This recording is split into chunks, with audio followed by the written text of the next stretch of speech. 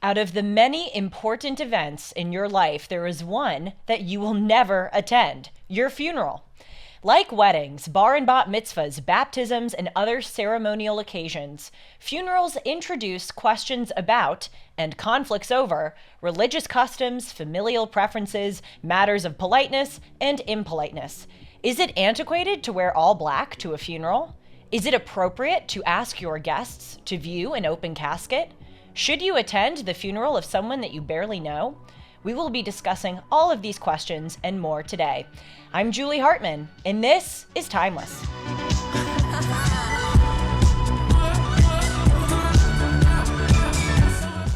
Hey everyone, welcome to Timeless. It's great to be with you.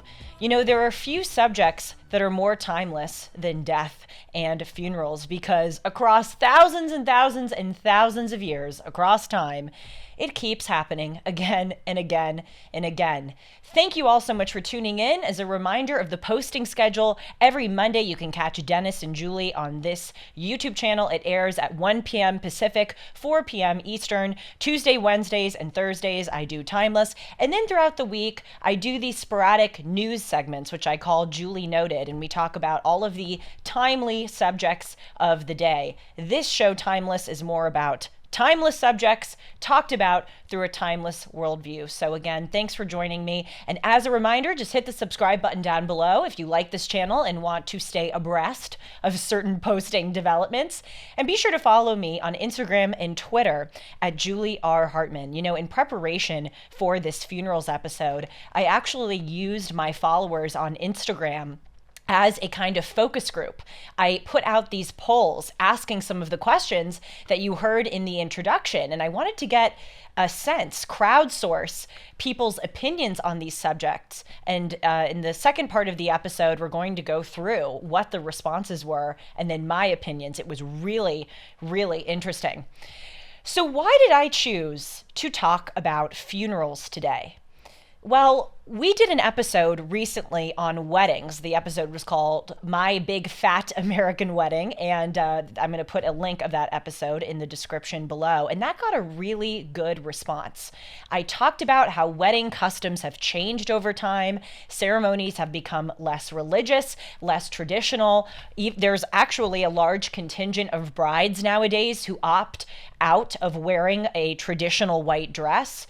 There are all of these changes with the ceremonies. For instance, bridesmaids and groomsmen, it's not uncommon to have those people not wear the same outfit. There are also all of these cutesy things that couples tend to do nowadays, like choreographed dances, monogrammed cocktail napkins. And it's interesting because all of us go to these events.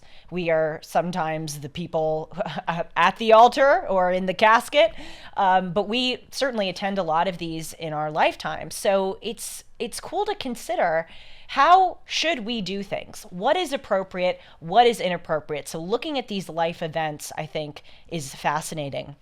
Also, I think that the way that you treat the dead says a lot about how you treat the living. And we are living in a society now where we sort of, at least in my view, and we'll get more into this as the episode progresses, we kind of cheapen the seriousness and severity of death. So I'm going to structure this episode first by talking about different religious customs, the way that Judaism, Islam, and Christianity deal with death. Then we're going to move on to talk about changes in the way that funerals are held. And then finally, I'm going to go to those questions that I posed to my Instagram crowdsource group. And I would be very curious, as you are listening to or watching the show, to hear your opinions on them if you weren't one of the voters in my Instagram stories. Just be sure to comment down below or email me at julie@julie-hartman.com. Before we get to these religious customs, I want to tell you a quick story. I was at a Shabbat dinner recently. It's funny, whenever people say recently, sometimes they mean like 5 months ago. This was actually not recently, but whatever. It was somewhat recently in 2023. And I was sitting next to a mortician. it's always cool to go to dinners and meet people who have some kind of obscure, not common jobs. And this guy was a funeral director for 30 years. And he opened his business in Hollywood. So he's done celebrity funerals. He's done a lot of different religious ceremonies and funerals. And so I said to him, what is it like being a mortician? What is it like to run your own funeral home for so long? I bet you have seen a lot of stuff in your day. And he said, funerals tend to evoke a lot more emotions than just grief. Perhaps emotions are heightened because a lot of the people there are experiencing such sadness and really missing their loved ones, so other things are heightened. But he said it is not uncommon for fights to break out during funerals. He said, I have been at 2 funerals that I am running, and adult children will literally be screaming at each other either at the wake or after the funeral or at the reception about matters of the will. You took mom's pair of earrings, you got this amount of money and you didn't deserve it, etc., etc. And he said it's supposed to be a time when families are coming together and trying to comfort each other in this shared loss, commemorate the person who is gone, but it turns into this really sometimes nasty conflict over logistics. So that made me think, not that I am in a position necessarily to give advice at this point in my life about death and funeral arrangements, but one of the things I learned from this mortician is that it really would behoove all of us to ask our parents and our relatives to have their affairs in order before that awful day comes. And we ourselves should have our affairs in order before we die, because sometimes it can happen unexpectedly. And you really are saving your children and your family members a lot of strife over these matters of logistics. And so what this guy said was, I always encourage people, to have a will. A lot of people don't have a will these days, which is kind of crazy. But also, even just outside of financial allocation, write down a list of certain objects, jewelry, furniture, pictures, paintings, other things that could be contested, and nothing is too much of a minutia to list in this outline, and be very clear who you are giving it to. You are doing a service to your family so that they can avoid all of these conflicts, have everything sorted out, and just be able to honor that day of your death appropriately. So now on to different religious customs. I've focused on the 3 Abrahamic religions, Judaism, Christianity, and Islam, and how they deal with death. Let's start with Judaism. I have so many rabbis on speed dial, which is just hilarious. It's one of the perks of being in Dennis Prager's life. You get to know a lot of rabbis. So I now consider myself to be a particular expert on Jewish burial ceremonies, thanks to the rabbi with whom I spoke, who actually wrote his rabbinic thesis on this subject. So you really are going to get a comprehensive view here of how Judaism deals with death. It is customary in the Jewish tradition to have a very quick burial within sometimes 24 hours of the person's passing. Now, in Israel, actually, they often bury the deceased the same day that they died. Here in the United States, it's a little bit more lackadaisical. You can take a few days, especially because family has to come in from out of town. But in Judaism, you want to do it really fast. Cremation and embalmment are actually technically not allowed in the Jewish faith. Again, things have gotten much more lackadaisical today, not just in Judaism, but across all religions. As we enter the modern world, a lot of people prefer cremation to burial. Certainly embalming or preserving the body for a few days is logistically desirable if you want to have an open casket viewing and if you need to prolong the date of the funeral. But Judaism in general discourages those 2 things for 2 reasons. First, they hold that you want to return to God when you die in the most natural way possible. Cremating isn't really as natural as letting the body just to decay in a coffin. And in Judaism, they tend to bury bodies in a pine coffin. Even the coffin itself is supposed to be made out of natural materials as opposed to metal or iron or something like that, so that the entire body and the casket itself can decompose in a natural way. Embalmment retards the process of natural decomposition. So that's the first reason why those two practices are generally discouraged. And the second reason is because of the Holocaust. After the Holocaust, starting in the middle of the 20th century, it was especially not encouraged to cremate the deceased who were Jewish for obvious reasons. There's a procedure, like there is in Christianity and in Islam, for the proper way to deal with the body. There's a washing ceremony to cleanse the body with water. The rabbi with whom I spoke said that it's kind of this nice circle of life, because you come into the world through a birth canal and then you exit the world by being washed again. And the body is put in a white shroud. And again, my dear rabbi friend with whom I spoke told me that this is actually to avoid some of the aforementioned strife that the mortician told me about. Because among matters of money and possessions that people fight over, people also fight over what their loved ones should be wearing when they are put into the coffin. Some say, well, they should be able to wear that necklace that meant so much to them. Others say, no, that should belong to us. So in Judaism, it makes it very clear what the person is going to be buried in, this white shroud, to take away any guessing and any potential conflict. It is also customary to have especially male bodies wear a talit, which is that ceremonial cloth. And what rabbis do is that they cut the fringes off of the talit to symbolize that the person has deceased. Next, this I find to be so cool and really heartwarming as a Gentile who admires the way that Jews go about burial practices. From the moment of death until burial, and this is unique to Judaism, the person who is deceased, the body, is not supposed to be left alone. They're always supposed to be accompanied by a relative, or maybe a rabbi or some other person in the synagogue. And typically it is customary for you to say prayers as you are sitting with that body. And that's just a really nice thing to think about, because it's kind of harrowing to imagine yourself, I'm sorry to get this gory, but sliding into a refrigerator for a few days. You want to think that you're going to be surrounded with your friends and your family, and you're not going to be left alone. So I find that to be a particularly comforting element of this ceremony. Then on to funerals. Like most other religions, it's customary to have eulogies. They're often said by rabbis or by family members. And there's a understanding in Jewish eulogies that you don't want to make a sinner a saint and a saint a sinner. In other words, when you are describing the person who has died, if they were not a generous person, you shouldn't really say that they were generous. If the person wasn't particularly devoted to his or her children, that's also something that you might not want to say. It's not that you want to go out of your way to criticize the person, but there appears to be this custom or tradition or understanding of accurately describing the person as they were, not romanticizing their character.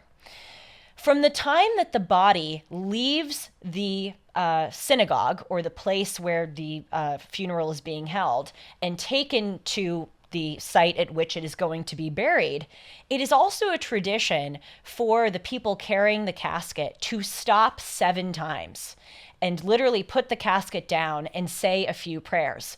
Why? Because it's supposed to show that you are not in a rush to bury the deceased. It is a kind of ceremonial sign of respect. At the cemetery, if you are one of the 7 most important family members, or I should say not 7 people in general, but 7 categories of closest family members: mother, father, son, daughter, sister, brother, and spouse, then what will happen is that a rabbi will give you a piece of cloth that they have torn, and you will pin it, usually it's a black piece of cloth, and you will pin it to your clothes. The word in Hebrew that describes this means torn, and it's supposed to signify that you have a broken heart. So if you see someone at a Jewish funeral wearing that piece of torn cloth, they fit into one of those 7 categories of the closest family members to the deceased. It is also customary for everyone at a Jewish burial to shovel dirt on the coffin as it is being lowered into the ground. Usually everyone does about 2 to 3 shovels of dirt. And the first person that shovels the dirt is supposed to do it with the shovel the opposite way, the backside up. And that is supposed to signify a reluctance to bury the dead, not dissimilar to that custom where you stop 7 times. There's this sense that the way that you honor the dead is that you take an appropriate amount of time to bury them and not just want to get rid of them and then be done with it. Also, in Jewish ceremonies, it is discouraged, maybe is not the right word, but it is customary. I know I'm saying that word a lot, trying to on the spot think of synonyms, but it is customary to not put flowers on a grave because flowers decay. And so it's actually sometimes appropriate to put rocks on a grave if you want to honor that person because rocks don't decay as quickly as flowers. By the way, the original reason why flowers were put on graves or were put in the homes of where an open casket was is because bodies smell. And before embalming, you wanted to offset the smell. So that's why copious amounts of flowers were often given to the family of the deceased. After a Jewish ceremony, people enter into what's called the Shiva period. This is 7 days after the burial of the deceased. And you go to the person's house, maybe the son or daughter or brother or sister of the deceased, or the deceased's home or former home themselves. And you sit Shiva for 7 days, to keep the family company, to console them in this period of profound loss. And on the first day of the Shiva, of sitting Shiva is the right way that you characterize it, you have what's called a meal of consolation. And you serve at this meal of consolation round foods like lentils or hard-boiled eggs. And that is supposed to signify the fullness of life. Mourners also at Shivas sit on low stools. Sometimes at the homes of where the Shivas are taking place, you cover mirrors because you want to get rid of any kind of vanity. And there's also an understood rule that you let the family of the deceased set the conversation. When you go up to them, you are actually supposed to remain silent and take your cue from them as to what they want to discuss. Because some mourners want to talk about the deceased and memories that they had and how much they miss them, but other mourners want to distract themselves. So in Judaism, it holds that you remain quiet until the mourners set the tone. If they want to talk about the deceased, then you chime in and talk about the deceased. If they want to talk about the Lakers or the Dodgers, then you're talking about the Lakers or the Dodgers. Don't change the subject. On the afternoon of the 7th day, the final day of sitting Shiva, those family members that fit into these 7 aforementioned categories go on a walk around the block to symbolize the end of that mourning period. The next 23 days until the 30th day after the person has been buried is what is called the Shloshim period. And you are supposed to, if you fit into the category of one of those 7 mourners, you're supposed to avoid festive gatherings or parties. And then on the 1-year anniversary of the deceased day of dying, you go to a minyan or a shul or a synagogue for a mourner's kaddish. By the way, when we're talking about death or horrible events like 9/11, I'm always hesitant to use the word anniversary because, at least in my mind, anniversary is like a wedding. You've been 5 or 10 years married. It has this connotation of something that you celebrate. So just found that interesting. It's kind of awkward to refer to a death day as an anniversary. Perhaps it's more appropriate to say on the 1-year mark of the deceased. Now, in Judaism, there's a common misconception that Jews don't believe in an afterlife. Once you're dead, you return to kind of the state of nothing that you were in before you were born. That is actually not true. The Torah, the first 5 books of the Bible, talks a bit about the afterlife. It is not as explicitly mentioned or discussed as it is in Christianity. But for instance, in the Torah, when people die, there's this line which with each of them where it says that they were gathered to their kin. In other words, they were taken to an afterlife where they were reunified with their families. Also, there are many references to the afterlife in the Talmud, which is one of the most sacred Jewish books. In the Talmud, they talk about the world to come. That's how they refer to the afterlife. But it is not as emphasized in Judaism as it is in Christianity, because Jews say that they want people to focus more on this life than on the next life. So with regard to burial and funeral practices in Judaism, it is very behavioral. It's focusing on, even if you're not in the mood to mourn, you need to mourn. Even if you're not in the mood to sit Shiva, you do things to honor the deceased here on earth instead of kind of just being done with the ceremony and then focusing on that person going to the afterlife.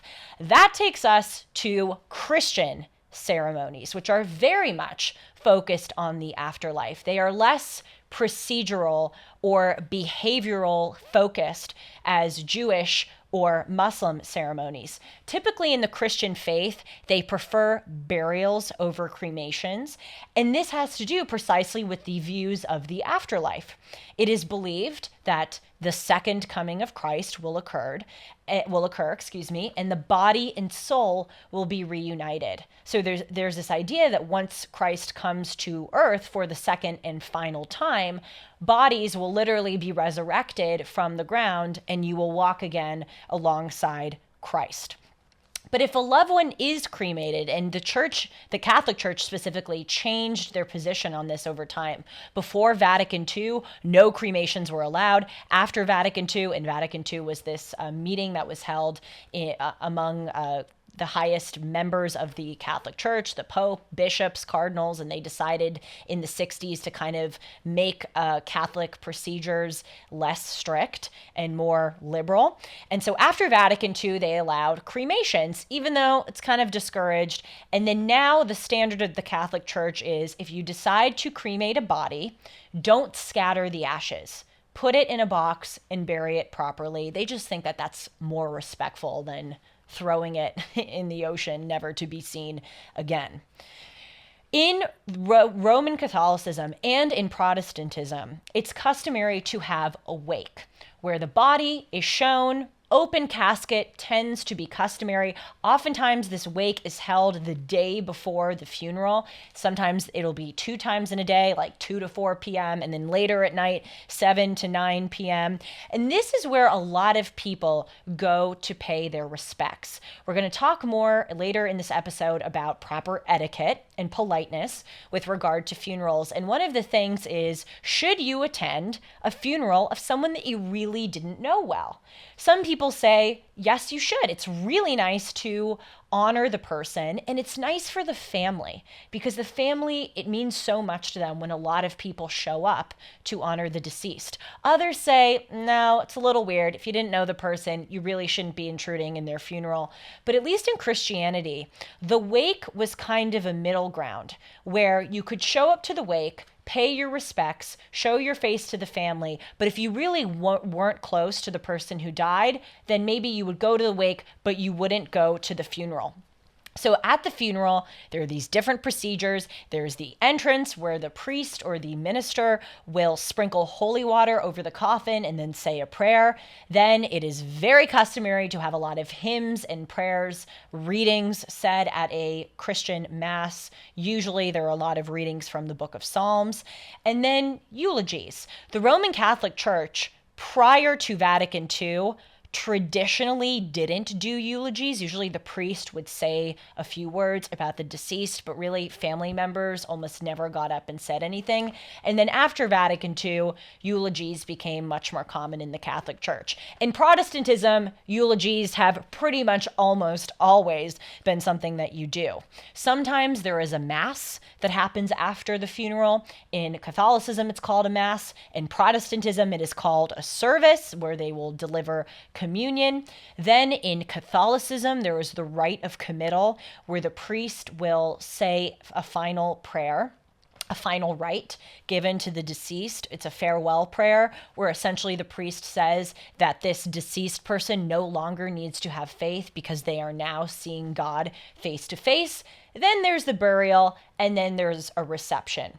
Typically, it would be at the home of the deceased, but now that people are living much longer than they did in the past, it is not particularly common to have the deceased live in their home up until the time that they died. A lot of people are living in funeral homes. So now it is typical and common to have these receptions be at a restaurant. And Mormon funerals, by the way, because they're kind of different, there's Catholicism, there's Christianity, and then there's Mormonism, which really certainly doesn't identify as Catholic and doesn't really identify as Protestant. Mormons do things a little bit differently. For instance, there is no cross or crucifix that is supposed to be shown at a funeral. This is a general rule for Mormonism. When you walk into a Mormon church, you won't see a crucifix, which is very different from other types of Christianity, because Mormons think that it's a really gory symbol, and it's a symbol of Christ's death, and they want to focus more on the second coming of Christ, the resurrection of Christ. Also, in a Mormon funeral, it is customary for Mormons to read a lot from the Book of Mormon, because a funeral is sort of seen as an opportunity to share the Mormon message of faith with non-believers who may be attending the funeral, and also honor the person not just for who they were outside their religion, but really especially focusing on their contributions or their conduct with regard to their Mormonism. So it's just interesting to see the way that different sects of Christianity do things. There's this really good book that I read. It's by Stuart Matlins, and it's called The Perfect Stranger's Guide to Funerals and Grieving Practices. And this guy, God bless him, has compiled a list of all of the different sects of Christianity, the different sects of Judaism, Reform, Conservative Orthodox, Sunni and Shia Muslims, Buddhism, Hinduism, Zoroastrianism, to the extent that it still exists, and talks about the polite way to attend those funerals and the way that those sects do it differently. So if any of this is interesting to you and you want to learn more about the way different religions do things, that is the book for you. Now, before we go on to Islam, I want to quickly tell you about MyPillow, because we have been discussing eternal rest, but also worldly rest is important too, which is why I encourage you to go onto MyPillow's website and check out their products that will help you get a better night's sleep. I suffer from insomnia. I have my whole life. So it's really important that I'm sleeping on a comfortable pillow, on comfortable sheets, and I sleep every night on my pillows, and I also sleep on the Giza Dream bed sheets. Speaking of the Giza Dream bed sheets, for a limited time, you can get 60% off of them if you use the promo code Hartman, which is my last name, spelled Hartman. That comes with a 60-day money-back guarantee and a 10-year warranty. You will receive a set for as low as $39.99 with the promo code Hartman. And for a limited time, with any purchase, you will get Mike Lindell's softcover book free with the promo code Hartman. Just go to mypillow.com and click on the radio listener square, or call 1-800-566-6745 and use the promo code Hartman. And along with this offer, you will get deep discounts on other MyPillow products, such as the My Slippers and MyPillow towel sets, which I also use. Literally every day I walk into work wearing the My Slippers. So do check out that great deal. Now on to Muslim customs. Very similar, interestingly, to Jewish customs in that they're a lot more procedural and behavior-based than Christian customs. Not that Christian customs aren't behavior-based, but there are fewer details, at least in my understanding of these customs. Like Judaism, Muslims try to bury the body as soon as possible, within the day, if that is indeed achievable.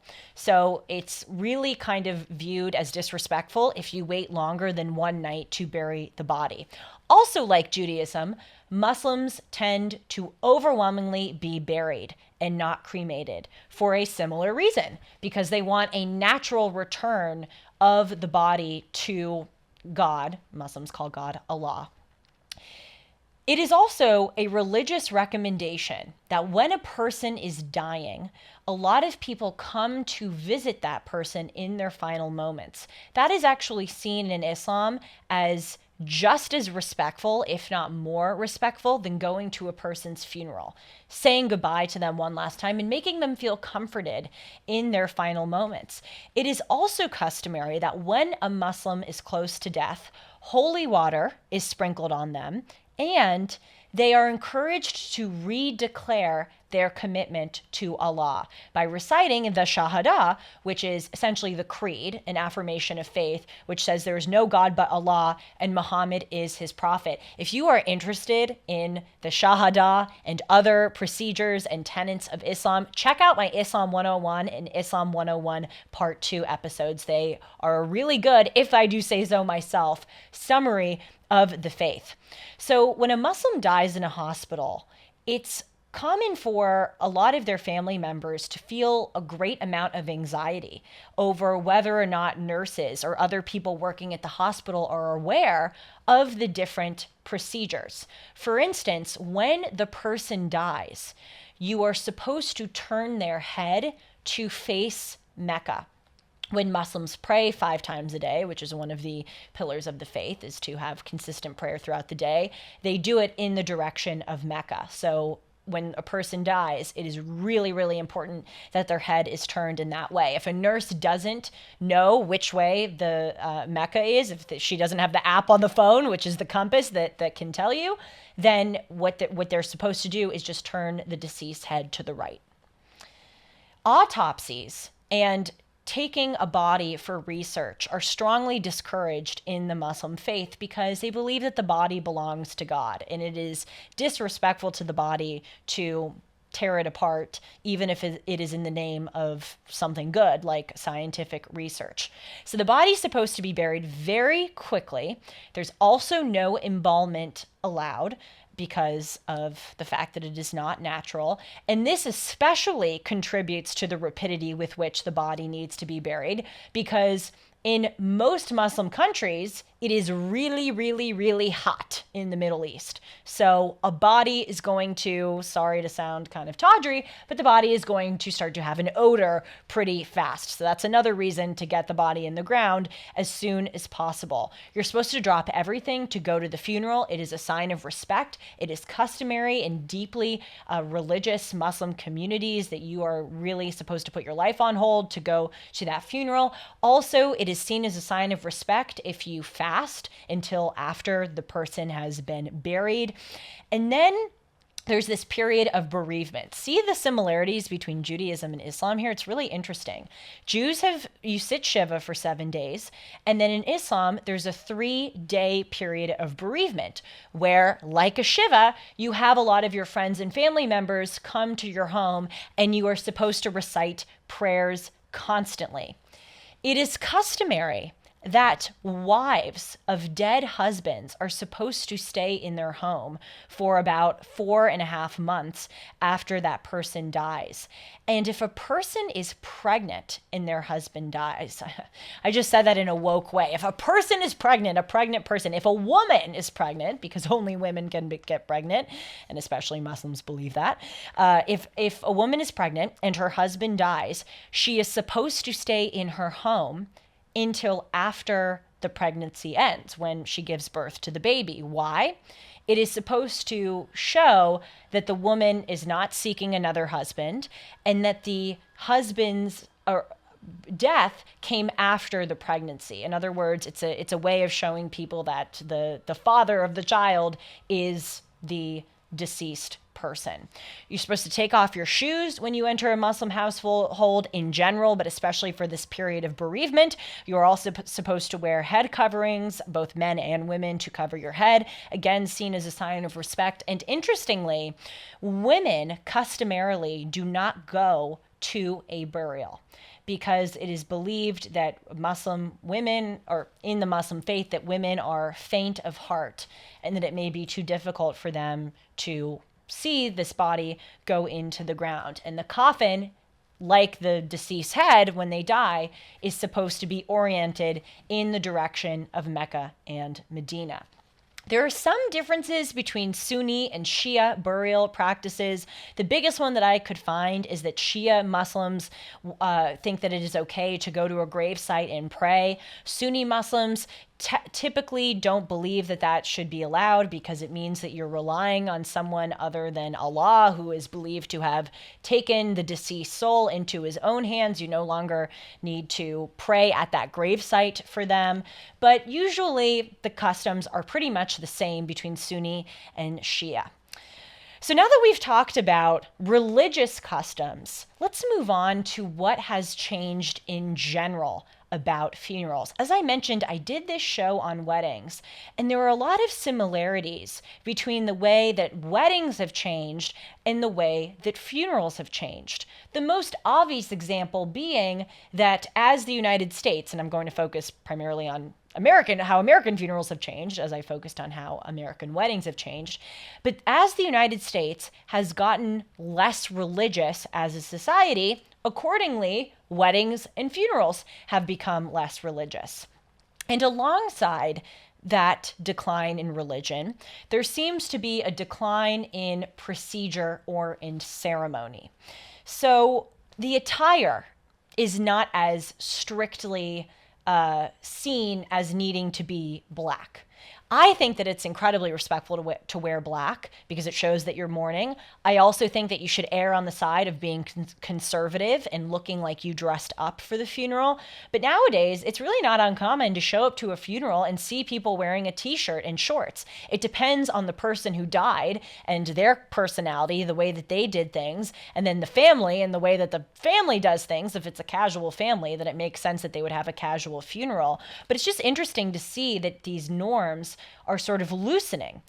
Just like weddings, it is also common to see at funerals friends officiate instead of rabbis, ministers, or priests. It's common to see readings from friends instead of rabbis, ministers, and priests. Music also has changed. It used to be a given that at a funeral you would play sad music or appropriately dismal music to honor the fact that this was not a happy event. But as I have seen from online research, there are a lot of funerals where people want to play the music that the dead person liked, even if that music is really jolly. And even like rap songs. I've literally seen videos of funerals online where they will play just this music that seems so inappropriate for the occasion, but it's what the person liked, so that is viewed as the way of honoring them. Tombstones often used to show the first and last pages of the book of someone's life. The day they were born, maybe where they were born, and then the day they died, and perhaps where they died. But now a lot of tombstones are being redesigned to show the person's hobbies. Maybe if they were a baseball player, you'll see a baseball bat on the tombstone. Again, just a little bit of a shift away from the more traditional way of doing things. Even the names for funerals have changed over time. You used to refer to it as a funeral service. Now it's common for people to call it a memorial service or a celebration of life. And at the risk of sounding too judgmental, I think that this even change in language shows that we are becoming as a society more uncomfortable with recognizing the reality of our mortality. Yes, it's very nice to call something a celebration of life, but sometimes I think that has a way of allowing us to move away from our deep feelings of sorrow and move further away from the reality that we have to face that this person is gone. And so perhaps also playing lively music and lessening the formality of the attire is a way of tricking yourself into thinking that this is a party, this is a celebration, as opposed to an event that will be perhaps one of the worst days of your life. Another way that funerals have changed is because of the presence of the funeral industrial complex. I did a whole show on this called No One Gets Out Alive. The funeral industry is absolutely massive. It is a $20 billion industry annually in terms of revenue. The sneaker industry only accrues about $16 billion of revenue. Obviously, that's a lot of money, but compared to the funeral industrial complex or the death industrial complex, it is a lot more. I did a show on this, as I mentioned, and I talked about cemeteries like Forest Lawn in Glendale, California, which literally, if you drive by it, as I do every single day, it looks like a country club. It doesn't look like a cemetery. There are these rolling green hills, and it's actually designed so that you can't see coffins from the road.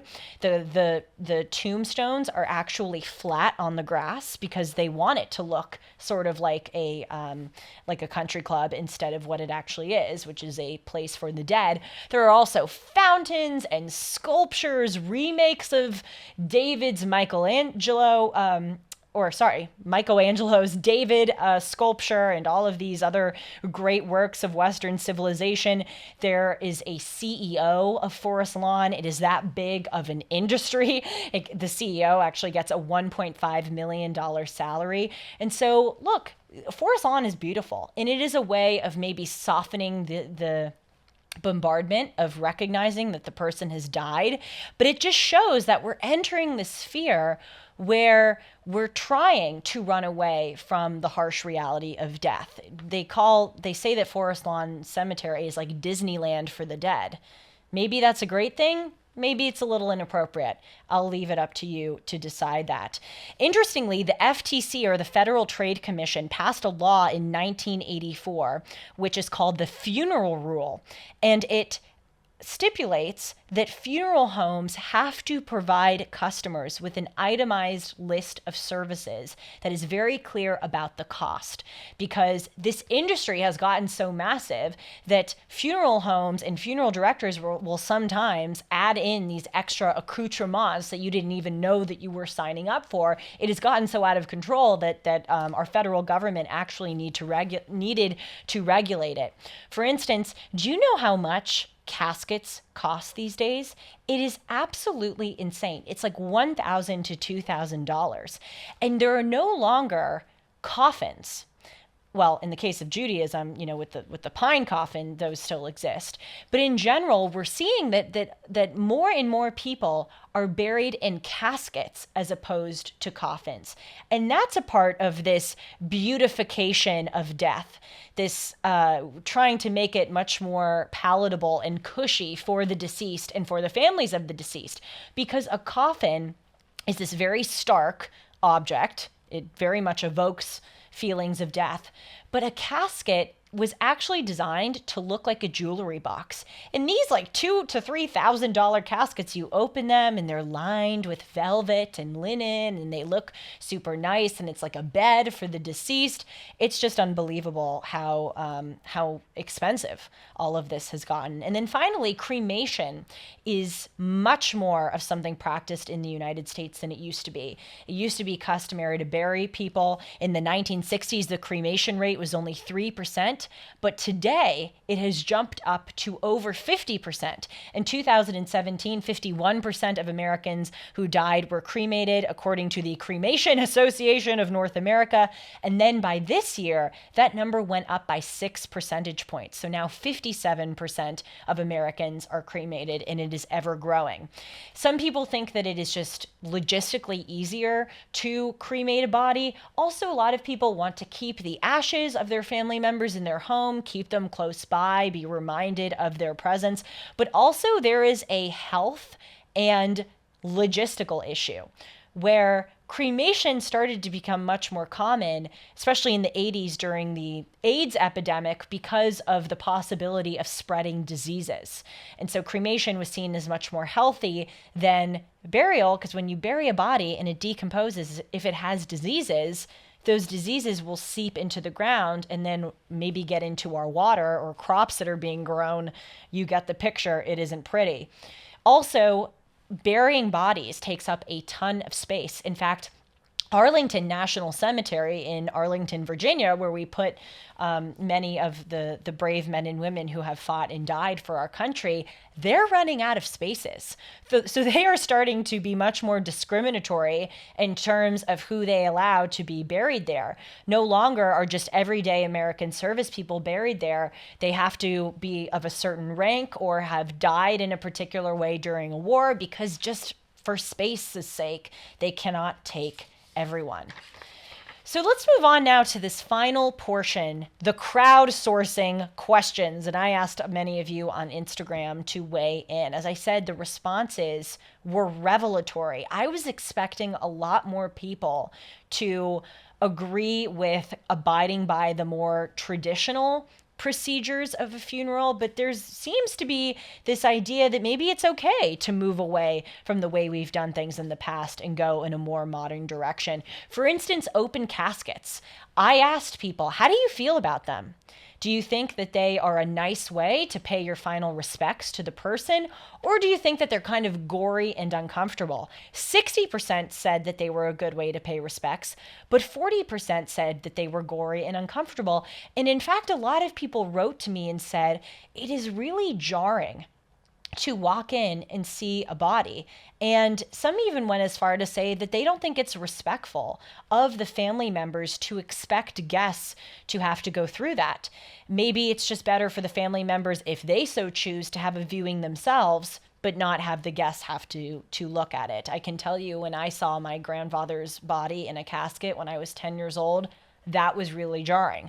But as I've also said in this episode, I think it may be a good thing for us to recognize our mortality and not try to prevent ourselves from being uncomfortable. We do live in an age where we can kind of manufacture reality to preclude ourselves from discomfort. For instance, if you're sitting in your house and you really want pizza, but you don't want to get in your car and drive 10 minutes to get pizza because that's too much of an inconvenience, you can just hit the Uber Eats or Postmates button and have it at your front doorstep. If you wake up and you're too tired to go to work, you can just text your boss, I'm going to do it from home today, and put on a nice looking top, but stay in your PJ pants and log on to Zoom. If you don't want to see certain posts on Facebook or on Instagram, you can engineer your algorithm and change, I want to see sports content. I want to see reality TV show content. In virtual reality headsets, you can literally change your reality and manufacture it the exact way you want. If you want your girlfriend's eye color in a virtual reality to not be blue but to be brown, you can change it to make your position more comfortable. So as we're going into this society where we can do these things, it makes sense, at least to me, that there is this growing discomfort with the uncomfortable. But sometimes in life, we have to face it. Another question, what should you wear? I also asked, do you think that it's respectful to wear black to a funeral and it's abiding by tradition? Or is that sort of antiquated? Again, shockingly, and I would venture to say that most of my followers are pretty conservative, perhaps many of them are religious, 65% said you should wear black to a funeral, but 35% said, no, that's antiquated. So I messaged some people and said, what do you mean by this? And they said, well, as long as you aren't wearing a really short skirt, you can kind of wear whatever you want to a funeral. I happen to disagree. I think you should wear black. I think you should dress conservatively, and I think that you should dress up. Obviously, it depends on the family and on the person, but my rule for funerals, for weddings, for bar and bat mitzvahs, for any event that I am going to, is that I would rather err on the side of being too respectful than too disrespectful. You are never going to offend someone if you show up to a funeral overdressed, but there is a large chance that you will offend someone if you show up underdressed. Is it appropriate to take photos? and post photos at a funeral. Most of my followers agreed with me that it is not appropriate, 80%, but 20% said, yes, it is. Because, you have a timeline sort of your life on your Instagram, and you maybe want to remember that moment. And maybe you want to remind the world that this person who you cared about has died, and maybe it's comforting to you to think that other people know that they died and are thinking of them. I happen to think that this falls too much into this exhibitionist culture that we live in. Some things just ought to be private. Some things just ought to be dealt with on your own. You don't really need to broadcast it to the world, especially, I'm sorry, I think it is so unbelievably disrespectful to take a picture of a dead body in a casket and post it. A lot of young people these days will literally take photos of their dead or dying grandmother's hands. Maybe the grandmother is holding a rosary, and post a picture and be like, love you, Nana. Gonna miss you. Thank you for everything you've done. That's weird. Sorry to the 20% who disagree with me, but that is just weird. Should you go to a funeral of someone that you don't know well? 68% yes, it's a nice thing to do for the family. 32% said no. I tend to think that it is a nice thing because family members want a lot of people to come and honor their relative who died. But of course, it depends on the context. Why are you going? What was your relationship like with this person? And crucially, is it going to make the family uncomfortable if you're there? If you're an ex-wife of someone and maybe had a contentious divorce, probably advisable to not attend the funeral. Is it disrespectful to have a good time at a funeral? I didn't post that on Instagram. I wish I did, however.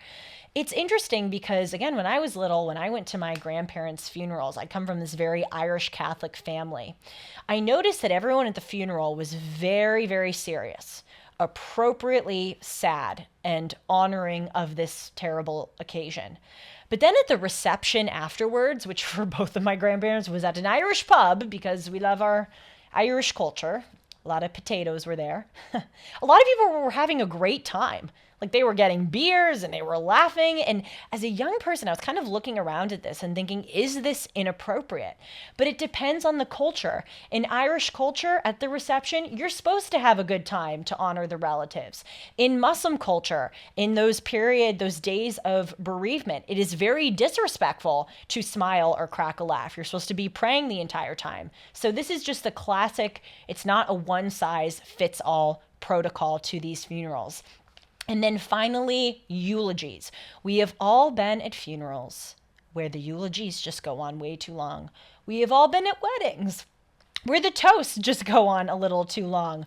My view, keep it short and sweet. Maybe allow only 1 to 2. Try to suffuse some laughter along with the fact that this is a sad day. And as my dear rabbi friend told me about the custom of Jewish eulogies, I would say that I have to agree.